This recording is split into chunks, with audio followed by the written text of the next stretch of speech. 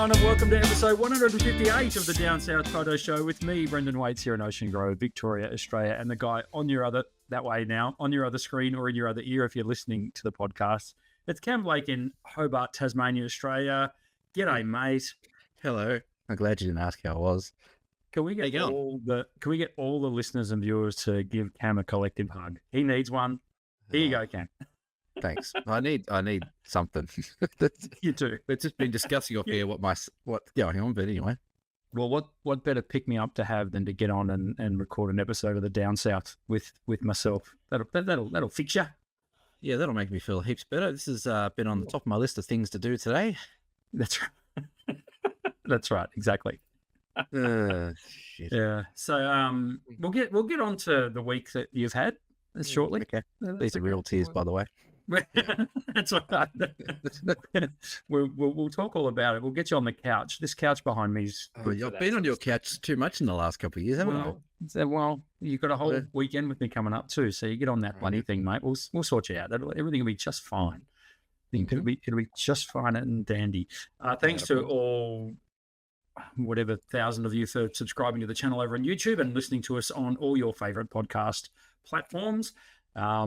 Bit of feedback on the new look of the show, the lick of paint that we gave it. Right. Lots of people are liking it. Some people think that I'm now on the wrong side. I don't even know how to fix that, so I'm on this side now. It is what it is. I don't even know.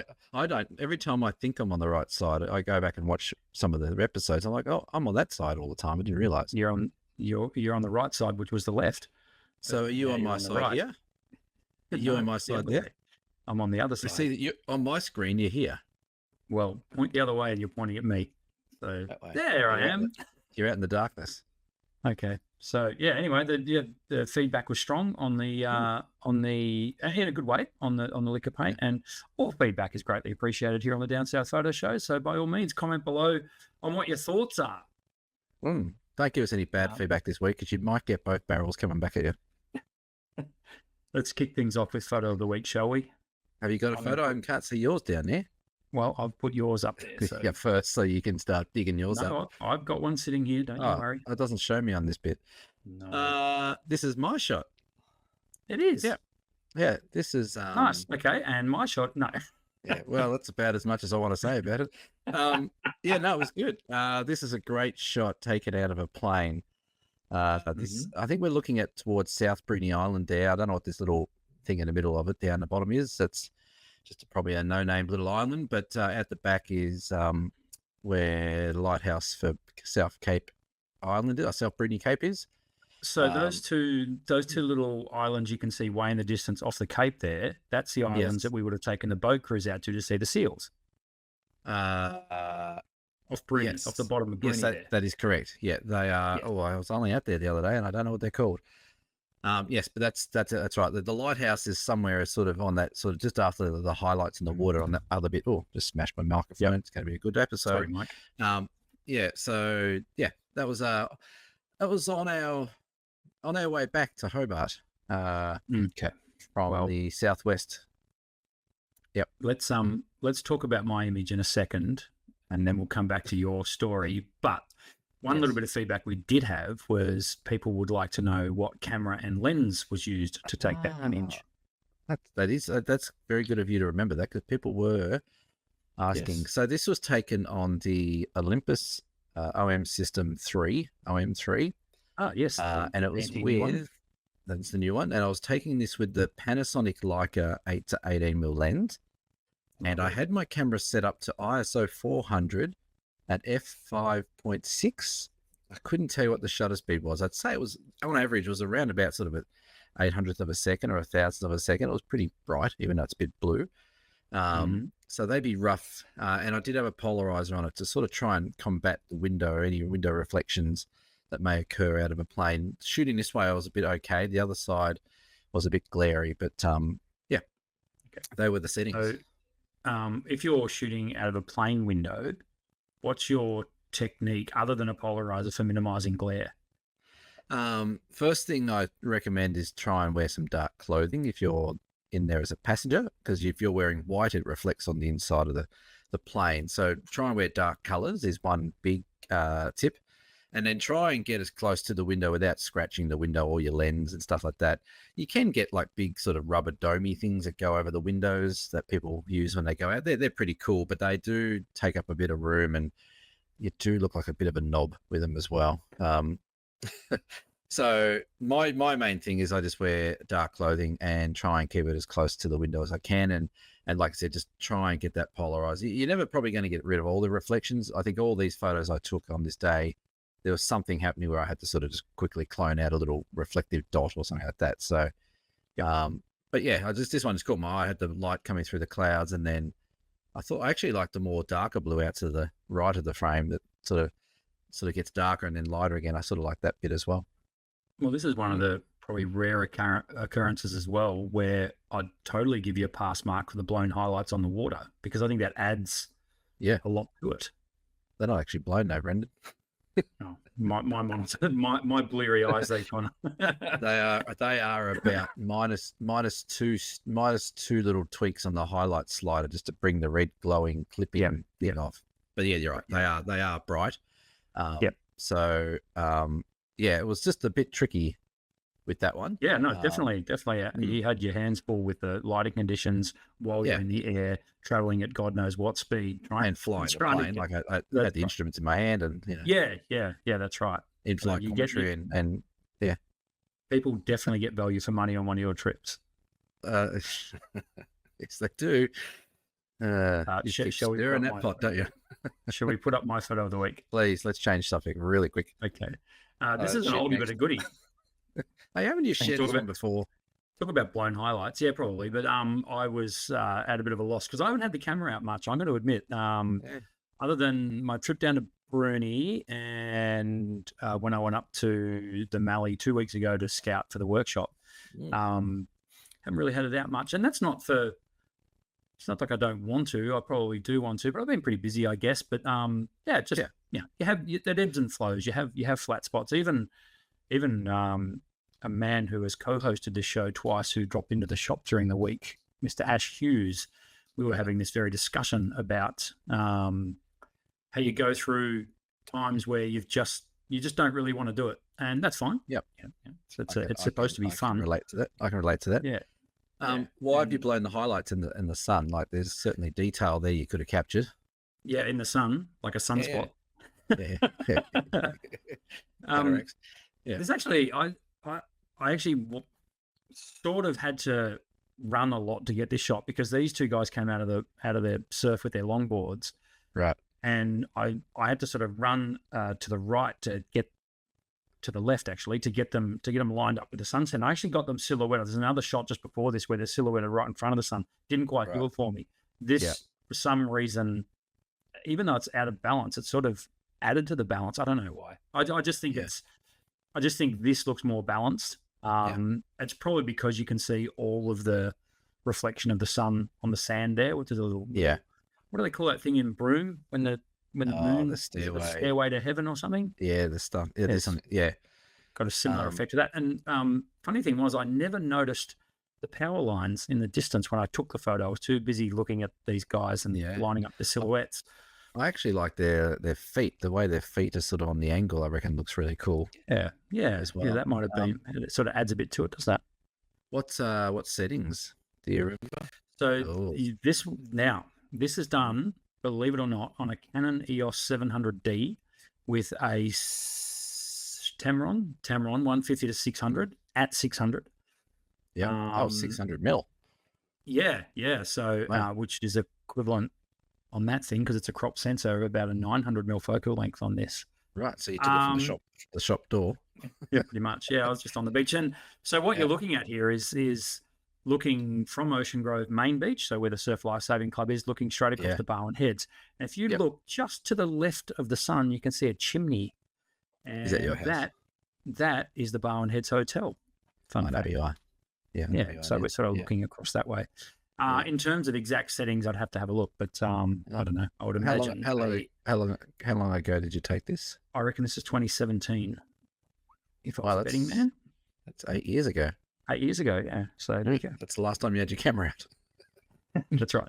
The last time I used that last time I used a 700D, I think it died not long after that. I did something to it and I killed it. But anyway. Well, you shot the sensor straight into the sun. That kills every camera. Well, that's one thing that, I gave it a gigantic hotspot there, didn't I? Yeah, perfect. Just fry it. Exactly. That was photos of the week. Now, Cam. Yes. Do you want to talk about it? Do we need to? I don't know. It's been a shit week, Brendan, and it just got shitter today, didn't it? Well, let's start last. Was it last? Let's start from the last episode. You're true. Let's start where we finished off. You were all excited. You were I was all excited. I had a wonderful group of people flying into Tasmania to come and join me down in the southwest of Tasmania, where that photo was taken on the way back. So we were taking off Saturday morning, as we mentioned on the show. We had 2 Tasmanians and we had 3 interstaters, and we had the work experience kid Cheryl with us as well from Perth. So everything was going well. We got asked to come to the airstrip about an hour earlier than planned, just to give us a bit of time. There was a bit of wind coming in the afternoon. They just wanted to get in to the airstrip beforehand. So we got there early. They also called up some hikers that were going in the afternoon to come and get on the first flight in as well. The weather in Hobart was stunning. It was beautiful. I was getting sunburned at 8 o'clock in the morning. It was a beautiful day. So we took off out of Cambridge, out of Hobart, everything going well. It's about a 50-minute flight down there. We got to about 48 minutes and then started doing circle work around the Southern Ocean, or whatever the ocean is down there, waiting for a window of weather to let us in to our little paradise. After about the 8th lap of bouncing around over the ocean and flying in and out of rain clouds, and then going higher or lower and all that kind of stuff, the pilot made the decision that, well, we can't get into the airstrip. We're going to have to turn back. And his words were, go back and have a break, have a coffee, and come up with a plan. So we turned around and we flew back to Hobart and landed about 45 minutes later. So we ended up just spending our time up in the air. We got some shots. We saw some stuff on the way. But this has never happened to me before. And I was sitting, so I had the pilot in front and someone else, and then me and Cheryl, then everyone else is behind me. I could just feel the eyes burning on the back of my head as we're flying back. Like, what the hell are we doing? So we landed and had some disappointed people, a bit unsure. So I went and had to talk to the pilots and the guides and stuff, and they ended up making a decision that it's probably not going to be able to get in that day on Saturday. So we could come back tomorrow on the Sunday and try again. But again, there was no guarantee because there was a bit of weather coming in there. So by about 10 o'clock, we had to pull the pin on the trip because it just wasn't going to happen and wasn't going to be worth going down for a day. So as your title there says, when photo tours go tits up. So I had 5 people that I had to try and manage, which is all part of the job. We do what we have to do. It's a tricky one to cancel because it's so unique and so, I guess, fraught with, getting in or out, weather-wise. It's really dependent on the weather, and which they understood, but then we had to come up with an idea. So the idea was 2 options. We can just refund the money to you. You go back home. We may help you out with some flights and get you back home and stuff like that. Or we can make the most of it, what we've got down here, and we can put on a plan B 3-day tour around southern Tasmania. So they had a bit of a chat about that, and then they all agreed that, they're here, let's go do something. So then that decision, which was fine by me, the easier decision, the easy out for me would have been just to refund the money and go home and not worry about it. But the customer always comes first, and I was more than happy to put on something, although I was really worried about it wasn't going to be to the same level of excitement as well. It was never going to be, was it? I mean, you've got your heart set on going to a particular destination. Yeah. But I'd like to think that the majority of your customers completely understood it. I mean, you're not going to put them in any peril, and neither is your pilot, for one. Yeah, that's the thing. Like that, the call was totally up to the company that flies us down there. I was disappointed. I know they were disappointed. And then, so we thought, okay, let's go do stuff. So Cheryl and I had a bit of a moment, went out to the car and sort of started sorting stuff out. I'm like, well, one, we've now got to hire a car to take these people. We've now got to get some accommodation somewhere.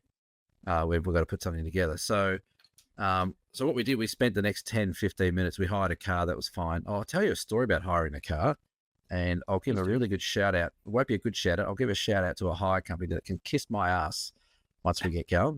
This is going to go off. You watch. So sit back. So we hired the car. That was fine. And then we looking around Hobart, accommodation, nowhere. It's booked out. Hobart is booked to the nines of everything. Busy weekend in Hobart. It was a busy weekend in Hobart. So we ended up getting into the Crown Plaza. So I'm like, oh, well, these people have paid this money. I'm going to splash out on some of the best accommodation you can get in town. Yep. So we ended up doing that. We ended up going to Port Arthur that day, did some cool stuff around Port Arthur. The next day on the Sunday, we ended up going out to Mount Field, out to Lake Pedder, out to Strathgordon. We actually got some beautiful shots out there of the rainforest and also at Lake Pedder, which is very similar to where we were going. And then on the Monday, we spent the whole day at Bruny Isle. Went down to Bruny, did the Pentecost trip that you did out in the boat and stuff like that. So it worked out okay. It wasn't obviously what they wanted to do, but everyone, like, shout out to the guys that came along. Like, they were absolutely brilliant. If every one of my customers was exactly like them, you'd never have a complaint about anything. So, but when we went to hire the car, and get this right, you guys are going to knock your socks off here, right? You might all think it's probably fair enough, but I don't think it is. So I booked the car in online. We'd go to the airport, which is just 2 seconds away from where we were. I walk in there, the lady's like, oh, are you here to pick up a car? Yes, I am. Here's my license and credit card. And she goes, oh, you've got a Tasmanian license. I'm like, yep, I live in Tasmania. Oh, so you're a local hiring the car? I said, yeah, I'm running a tour. I need to hire a car. Oh, what about your friend here? Where is she from? She's from WA. Oh, let's take her license. It'll be a lot easier to do it than that. I said, why would it be easier? What the hell is going on? And she says, oh, we've got a new policy here that Tasmanian locals hiring cars from Budget Tire Car, there goes our sponsor. They won't hire cars out to Tasmanian locals without paying an extra amount of excess and signing more waivers than I've ever heard of. Because apparently, this is the lady's words, apparently the locals do a lot of illegal stuff with cars. So this is Cheryl's first big trip with me. And about 10 minutes, about probably 15 seconds into that conversation, she gave me her credit card. She goes, go get yourself a hot chocolate. I'll deal with this. And I said, no. I said, so what are you talking about later? I said, so you're just discriminating against Tasmanians. Oh, we're not discriminating. I said, it's 100% the definition of discrimination. Of course it is. And she's like, oh, I don't know about that. And I said, how about we just stop digging the hole for you? I said, I'll just sit here and shut up. But if you're coming to Tasmania, do not hire through Budget. Go hire through any other brand but Budget, because they were absolutely terrible with what they did for us. So, even though it was last minute, there was heaps of cars, but they just treated us like dirt. So, it was a shit weekend turned into a really lovely weekend. We met some great people, but it was really disappointing. And as a tour operator, like every day in the back of my head, I'm like, are these people enjoying it? Are we doing the right thing by them? You know what I mean? Yeah. So, I get it. I mean, I've seen you in action on your tours and, helped you out in Utah and we've done our stuff. And you're exactly right. When you're running a photography tour, the customer is at the front of mind at all times. Yeah. And when something like that happens, and it's going to happen, Cam, you've run how many tours? Yeah, that's right. Lots. Lots. Lost count of how many tours you've run. So, you could literally count on one hand where something, probably on one finger, where this has happened. Yeah. So, I mean, I guess the hats off to your customers who gave you the flexibility to be able to do it. But, the pressure that you must have been under for that 15, 20 minutes while you're like, okay, we've got to make this work now. Yeah. Luckily, if it was out of Melbourne, forget it. Yeah. You're in a place where within a day's drive, like you can spend a day in 3 different regions comfortably. Yes. Yeah. And that was the savior. Tassie was the savior to it. We did have 2 Tasmanians on there who had obviously visited a lot of these places we went to. And we discussed things with them as well. But yeah, it was and you're right. Like we do these tours and you should, if you're going on a tour, it doesn't have to be a photography one, whatever it may be. If it's a tourism thing that you're going on, if you don't feel like you are, in forefront of everyone's who's running the tour's mind, then you're probably not getting the best sort of deal you're trying to get. So, like I always, that was my whole stress. In the end, a couple of them even said, I had a beautiful message from Tracy, who was one of the customers afterwards. She goes, I just want to let you know, she goes, for what it's worth, you did an amazing job. it was great. We had lots of fun. We got great photos. We went to incredible places I hadn't been before. Don't let it stress you. We'll work out. And every single one of them has committed to come back next year. So shout out to them. But it was a stressful. Every single one of them. Every single one of them has committed. We've already locked in the date for next year. Where's my spot? I told you. I was going to talk to you about that. Yeah, just fly down a day earlier. It's disappointing. Or come in a day later. Yeah, okay. So I'll be there when you guys get there. I like that. Yeah. Okay, done. No, there is room. There is room for you. Okay. So it was a bit tricky. So yeah, when photo tours go tits up, it's good if you can think on your feet. Big shout out to Cheryl. She kept a lot of things in check. While we were organising stuff, she was sort of just inside dealing with the customers. So she did a great job as expected. And you would have done the same, and Dan and all that kind of stuff. But it was just one of those things where it's just like we flew 99% of the way there. Yeah. I could see where the airstrip should be. Yeah. And we just flew around. I'm like, we'll do a couple of laps and we'll get in. And then we turned back. So it was heartbreaking, really was. So yeah. No, well, it sounds like you made the best of a bad situation, which I think you did quite well in the end. And I mean, you just got to, and this goes to people who are going on photography tours and workshops. Flexibility is key, and this is landscape photography in a nutshell. You don't go out to think, hey, I'm going to go and take some great photos. You rely on the conditions, you rely on your safety. You just got to go with the flow, and that was a big lesson that came out of this one, obviously. Yeah, totally. And like, there's some photo tours that generally there's no risk with.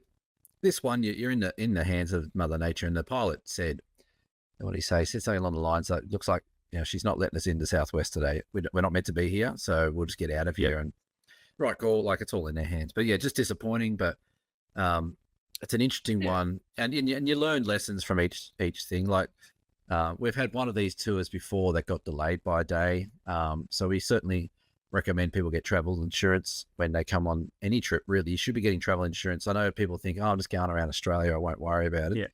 But if you get flights cancelled or accommodation cancelled or whatever it may be, at least you're sort of covered in that point. So and travel insurance is pretty cheap. It's not for a weekend. It's only like $40 or $50. It wouldn't be much. But it's good to have in those situations, and for if you lose your gear or something like that, or it was that was the weekend. Then we got back here on Tuesday, and I thought I'd start getting ready for our workshop on the weekend. And I was looking forward to flying out tomorrow morning. Except what happened there? Except it's meant to be Friday morning, but that's okay. So now I've got an extra little breakdown in communications there. I don't know what it was. I don't know what it was. Look, I'll put my hand up and say originally the dates were... It was your fault, you mother... The dates were the 27th, and then we had to readjust that. We're like, hang on a minute, no, there's 31 days in March. There's an extra day here. Well, let's start it the next day. So it's just screwed us. Yeah, that's fair. We'll blame the calendar and old age, old age, and file it under shit happen. We'll do.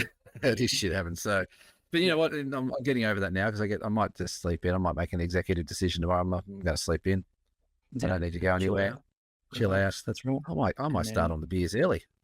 And then we can head up to Swan Hill and have a great time on the Mallee tour, which is great. Now, for those of you who want to join us on a workshop or tour, we have after Mallee one. Plug. If you can get to Swan Hill like now when this comes out on 5:00 on Friday, you can come and join us. Feel free. Or if you want to drive through the night, just get there at 5:30 Saturday morning for sunrise. That's right. We're going to go for sunrise. We have the Great Ocean Road coming up in May, and we have the Tarkine to Cradle Mountain coming up in August. All the details you can find right there at DSP. Guaranteed not to be cancelled because they don't involve a plane. They don't involve a plane. Asterisks. We can go back and re-edit this. There could be a monsoon. But you know what? Like the shot I got as I showed you there, on this trip that we had down, like the weather was ordinary. We knew that. But it was gonna be bloody epic for when we got down there. Like I was getting really excited, thinking, how good's this gonna be when we get on the ground? I just put up another photo there. Do you want to quickly share another photo? This is the shot, please. Just before we started to think about turning around. And I'm like, oh, how good's this look? Like this, there's the end of the world back in the back left corner there. That's where we had to go. But we had all this light coming from the east, like lighting all the landscape up. I'm like, this is good. People are going to be excited. Yeah. So, but yeah, bad weather makes good photos. Question without notice. Do you know the name of that mountain? That one? I reckon that's the one that I looked at when I was on Bruni and I was looking out west. I think that's the Ironbound Ranges. Okay, cool. It looks amazing. I believe, or part of them. There's more mountain in the cloud behind it as well. So anyway, awesome. back to the show. No. I'm feeling better now that I feel I'm better now that See, it's the couch, mate. It's just seeing the couch. You know, you just get up on the couch and everything's fine. Yeah. It's all. But yeah, I'll tell you what we did get. While we're sharing photos, let's just change the whole bloody thing. Here's another one. This is the sunset we got on the second night, which made me feel much better about the weekend because that's very much southwest where we're going. Which is this classic spot that I've got a picture of on the wall over here. We've got this little puffy cloud and all the pink and stuff like that. So after that sunset, that made me feel better as an operator. I'm like, okay, we're getting some great shots here. We're getting some great light in some really cool locations. So, but yeah, it was good fun. And we like that's right. That is literally the silver lining right there on the cloud. So that's perfect. And the other thing, you went on you gave Budget a bit of a hiding. The Bureau of Meteorology. Budget can go themselves? Yeah, the Bureau of Meteorology. It's fascinating because we're running this workshop up in the Mallee, and of course we've been a rant episode, isn't it? Well, you watch the long range forecast. Now, do they literally throw a dart at a dartboard, Cam, from 7 days out? Oh, they do after they've had 20 cans. I've heard, and from someone who works at the Bureau, so I won't drop them in the shit. I've heard from someone who works at the Bureau of Meteorology that a 7-day forecast is the butt of every joke at the Bureau. They just guess, and they look at it and go, oh well. Now they reckon 5 days they've got maybe a 30% chance. 3 days, no worries, but 7, forget it. And these news services that offer 10-day forecast with any degree of accuracy, come on, get off the grass, mate. Well, what about like even Weather Zone do a 28-day forecast, rain forecast and stuff like that? But they're using averages from a century of, and the Bureau are as well. But when the news service puts up in 10 days' time, it's going to be 28 degrees and sunny with an afternoon thunderstorm. Come on. Yeah. So why are you a bit shitty about that? What's the? I'm not shitty about it. Well, I've got a bit of. Sound like you might regard it, I suppose. No, it's just you look at. So we're going up to the Mallee, which is renowned to be the warmest part of Victoria. That's where the record temperatures. Mildura, Oyen, Swan Hill, they regularly get the hot temperatures. So you're keeping an eye on it because we're taking people up there. We want to make sure they're prepared. Well, a week ago, it was telling me that Saturday was going to be 34 degrees, and I look at that and go, that's a wee bit on the warm side. And then, so I put out the message, everyone, hey, by the way, just letting you know, the forecast is looking quite warm, blah, blah, blah. And now I look at it, 28 degrees, showers. That's 27 degrees and showers now. Oh, is it? There you go. So it's changed since. Yeah. So, but then Sunday's going to be 29. I must say, though, that forecast is way more appealing for a landscape photographer than 34 clear skies hot. Oh, yeah. Particularly at places like Tyrrell where you want a sky because it's big sky country. So and when I say you want a sky, you don't want just a blue sky. You would like to have something going on. Yeah, you want some atmosphere going on. You want something... Exactly. Some clouds or some storms, even just some passing showers work well, especially in big skies. And to get Tyrrell with an inch of water on it is the goal. But we shall see when we get there. That's all part of the fun. You promised that, didn't you? And I mentioned, I'm going to say this on air because I talked to you the other day. I called up the guy that we go to his shearing shed. Yes. There's something about farmers. I love them. Yep. They're just awesome. And he couldn't have been more. Brendan, how you going? Like, yeah, great, good. I said, I've got another group of photographers. We're going to be out there on Saturday. My house is your house, mate. Come on out. Yep. Just are we taking him a slab of beer? I don't think he drinks. Okay. Oh well, we'll take a slab anyway.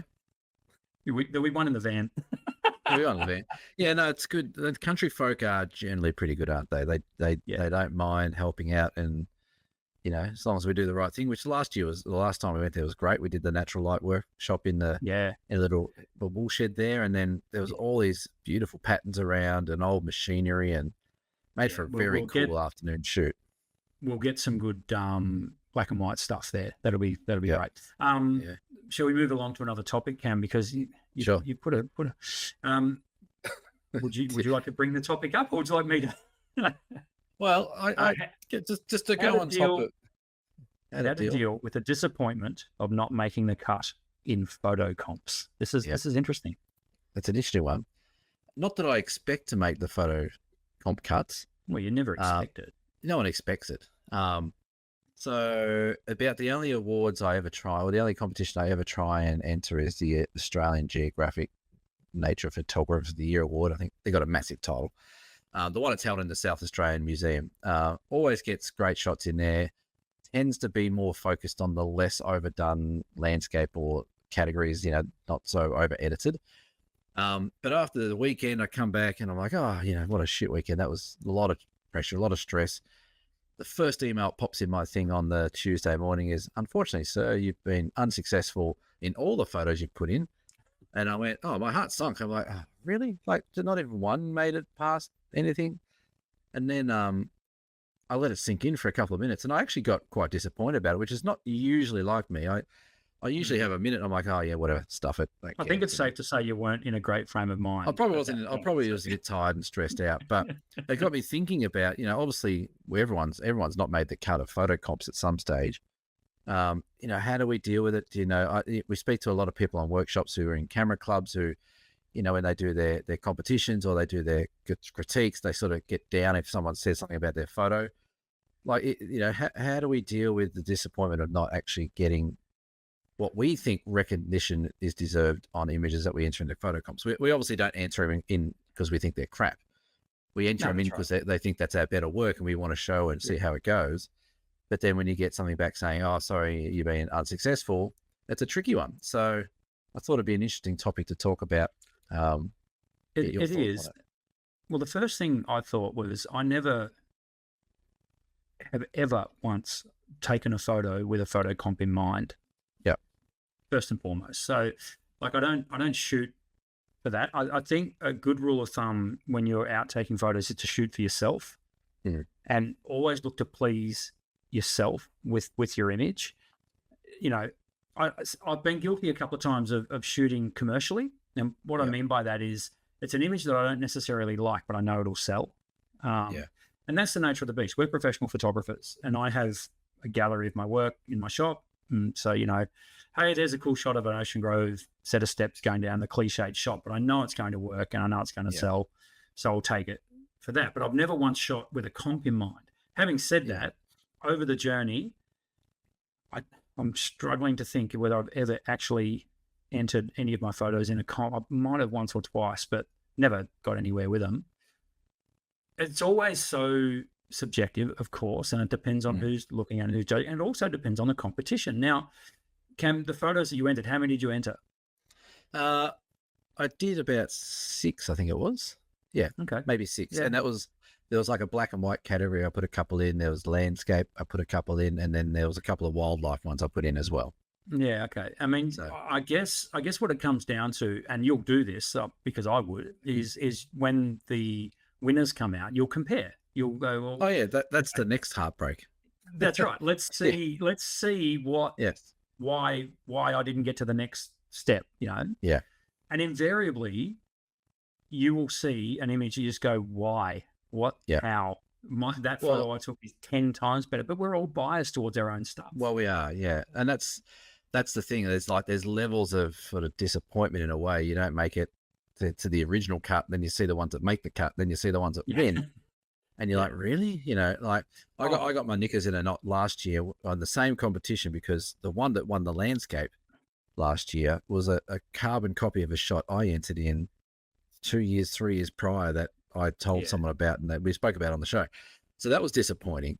So yeah, that's an interesting one. Like it's sort of, some people take it some people would take this and go, oh, okay, cool. I'm gonna run with this. This is gonna drive me to do better photography and get out and try doing different things and see what people like and see what the judges seem to like and go down that track. And for others, it can be quite disappointing where they go into their shell for the next couple of years and don't enter anything and then try again and then come back. Yeah. And so, you know, I don't I'm know, not man. I'm a bit, I don't want to say I'm anti-comp, but maybe I am. And I think it's for that reason, is that you get judged. Like, you know, you get judged. And sometimes it's by friggin' good photographers. Yeah. Yeah. That's Peter Eastways of the world and these sort of guys, you know, who are judging these comps. So it can be a hit to the ego. Which I get it. And exactly. And obviously you're not going to enter an image that you think is rubbish. You're going to enter what you think is your best work. And to see it, to see it just get rejected. And at the end of the day, it hasn't really been rejected. It's just been not got through on pretty much one or maybe three people's criteria. Yeah. Which is a great way to look at it, that it hasn't not been good enough. It's just been not what they're looking for. So, mate, I look at photos online or I look at Instagram feeds and stuff, and it can depend on my mood as to what photos I like. Yeah, that's right. Let alone a judge who's, you know, wading through 2,500 images or whatever it is. I mean, I'm assuming in the case, this is Nat Geo.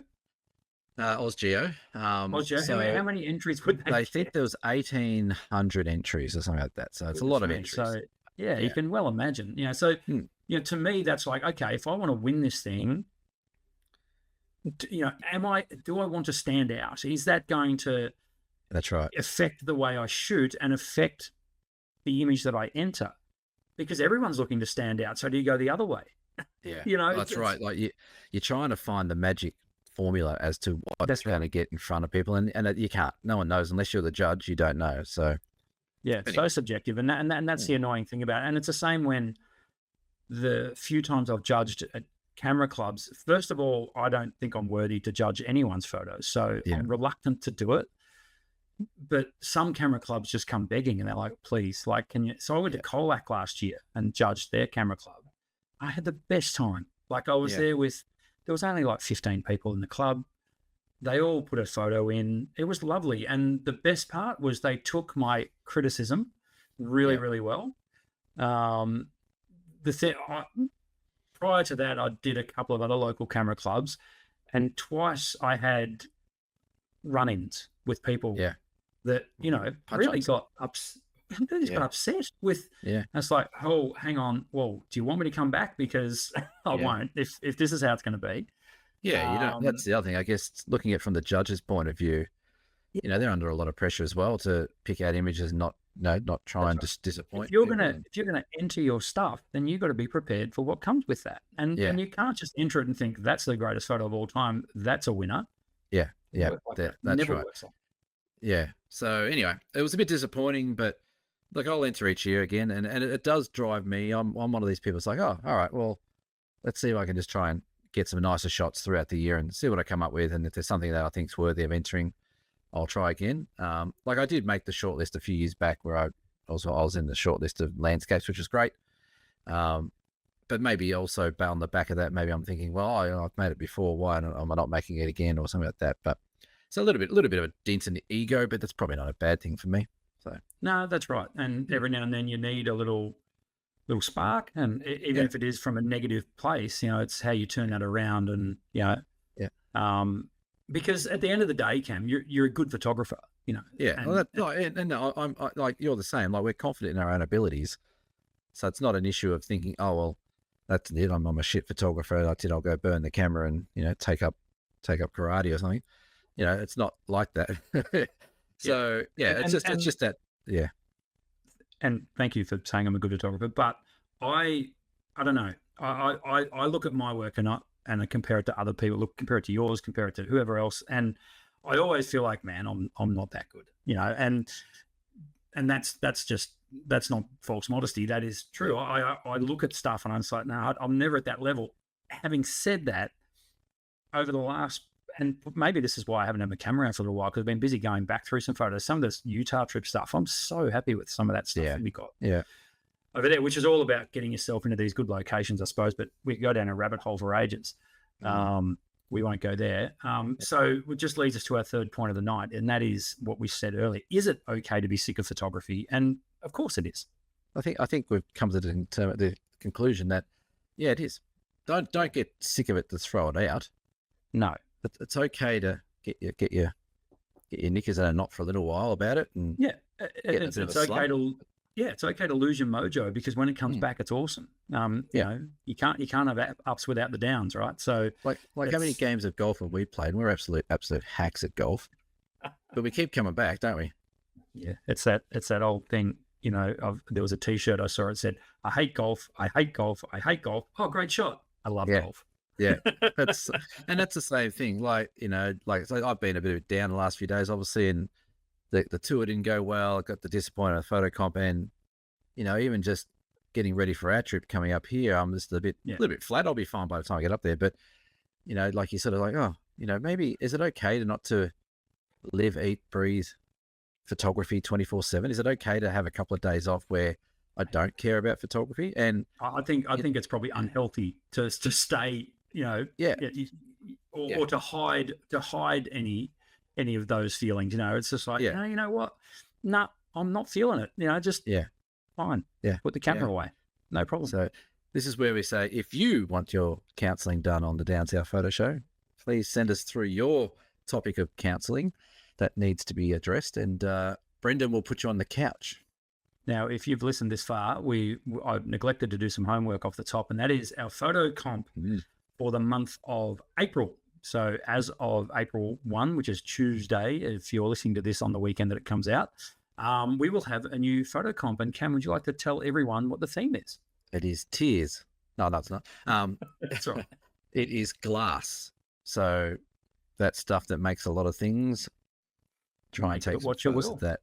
Could be glass bottle, could be a glass window, could be glass reflections, it could be anything that's glass. When the ocean gets glassy. It could be someone just taking a photo of a whole heap of sand and saying, hey, pre-assembled glass. So just add heat. Just add heat.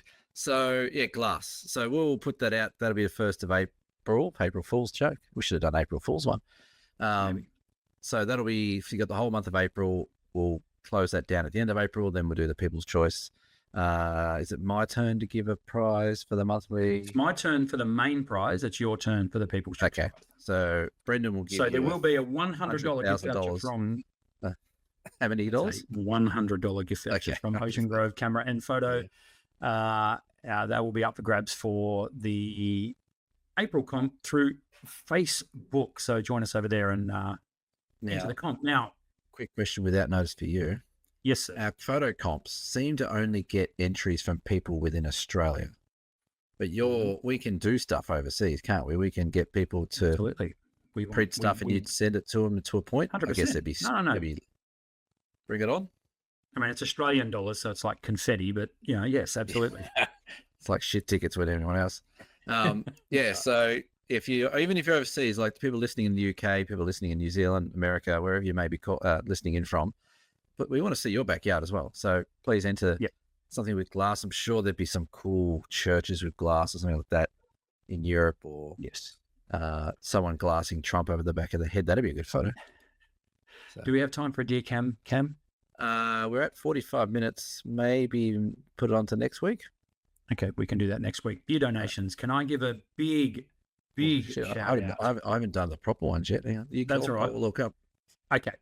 2 beer donations that I want to mention. One is the lovely Tammy from Tasmania, who came into my shop on Saturday morning, had just caught the Spirit of Tasmania over that morning, and came all the way down to Ocean Grove to say hi, which was pretty cool. Traveling, I believe, with her husband and heading along the Great Ocean Road. That's seen our shots of the Great Ocean Road and want to go and check them out. So up the Redwoods and Cape Otway and, of course, the Some Apostles and all those places. So Tammy came in and had a good chat. That was lovely. And then Tammy left. And then 5 minutes later, Tammy reappeared and slapped a $50 note down on the counter and said, "That's for you." And I was like, no, it's not. I'm not She that kind said- of guy anymore. I don't do that That's for right. money anymore. And she said, "No, that is a beer donation. I've bought you a slab." So for Cam and I, we'll have our beer is on Tammy for the Murray Mallee tour. So there you go. Right. How good's that? How many we have? Hey, just lucky I did check the bloody beer donations. Because there's a few. I might have said the F word. There's a friggin' lot of them. And a shout out to Fiona, who is the partner of Steve, you know who I'm talking about, Cam, who donated a slab for us, which was very, very nice. So thank you to Fiona and Steve for donating a slab. I think more so to Fiona. I think Steve was holding back on that slab based on his message. We have Mel H, new listener to the show. Thanks, Mel. Welcome aboard, Mel. Good to have you. I think it's a guy. Could be a girl. I'm not sure. Could be Mallory. Ian T bought a beer. Felicity J and Susan N all bought us beers. So we are Ian, Felicity, Susan, thank you. We are stocked up on beer, mate. We have ready, raring to go. How do you think I afforded this fancy new surround? You know, I know. Look, I don't know. What have I got behind me? I got my golf shoes. I got my golf clubs. That's all been bought with beer. Guitar was all these cameras were bought with beer money. That whole renovation to your office was done by beer. Pretty much. Thank you, folks, for renovating my office, and it's great. Clearly, I didn't spend any of it. No, you got the brand new Porsche at the front. What are you talking about? Oh, that's right. That's right. Yeah. So that's beer donations. Thank you. So, Cam, what's coming up for you? You think this is? I'm going to fly out to Melbourne on the day this comes out, I believe. Is that right? I should be there Friday morning. Yes. Not Thursday morning like I originally booked. No. So gee, I'm glad you mentioned it. Like, you would have been at the airport tomorrow and I'd be like, what? Yeah, I was waiting. This is funny. I was waiting for you to say something to me all day. Right. And then I'm like, oh, he's obviously busy. And I'm like, that's why I thought I'll see you tomorrow. And you went, tomorrow. I'm like, oh, okay. Oh, you're funny. And then you went, no, seriously, why tomorrow? I'm like, oh, shit. Have I booked the wrong flight? Yes, I have. Just added to the week of stupidity that I've done. And then I had you on one message, and I had Cheryl on another message saying, well, everything on the website says it's the 28th. I think Brendan's wrong. I'm like, no, I think he's right. I hate to say it. And then she just tuned out. She goes, well, I can't keep up with you two. You're too confusing. So it was changed everywhere except on the website. So there you go. Yeah. So everyone looking forward to the Murray Mallee. Yeah, it's going to be great. Looking forward to Mel's on that one. Is he coming? Mel H. Yeah, is on. Yes, we have. It's brilliant. We have Mel H. We have Mel P. Two Mels in the Mallee. What could possibly go wrong? And we've got Felicity, who just bought us a beer. We've got Felicity, and we have Phil, and we have Julie from Taswegia. That's right. So we got a good little crew there, and we had John, but John decided that his wife is not well. Well, he didn't decide that. That's what happened. So anyway, why am I talking about this on the show? Anyway, that's private information. Oh, God. No one listens this far. It doesn't matter. Doesn't matter. Once again, Budget can go f*** himself. Just putting it out there. Why did you do that? Because you're going to have to listen to all the way to the end to edit that out. Well, now, see, the thing is, I don't edit anymore. That's right. You goes out, baby. So, all right. Well, it just goes out. So what no one listens this far. It's fine. What about on this thing? If like one of us needs to go to the dunny or something like that, can you not stop it and start again? Like, I can do that. Don't you know what? Budget deserve it. Don't edit that out. Budget deserve it. And I'm gonna tag them and hashtag the hell out. If anyone from Budget is watching, we need hire cars for the next 12 months. No, we don't. I'm telling you now, I spend thousands of dollars on hire cars a year. They are not getting a silver penny out of me ever again. Or look, I wasn't going to bring this up. There's a certain. We've already got it from Budget, haven't we? No, there's a certain printer manufacturer in this country that can get straight in the same bin as Budget. They don't manufacture printers in Australia. Nobody does, but there is a company that distributes certain printing equipment in this country. Do they make salts as well? No, it's not that. They wouldn't do it to me. They're a lovely company. It's another company. Yeah. So anyway, we won't go down that rabbit hole. I had a fun exchange today, but anyway, that's all. Wrap it up. I need to go to the toilet. That's the podcast. Thank you for joining us for episode 158 of the Down South Photo Show. We will see you for episode 159 of the Down South Photo Show next week. Say goodbye, Cameron. Goodbye, Cameron. Get stuff budget. Bye.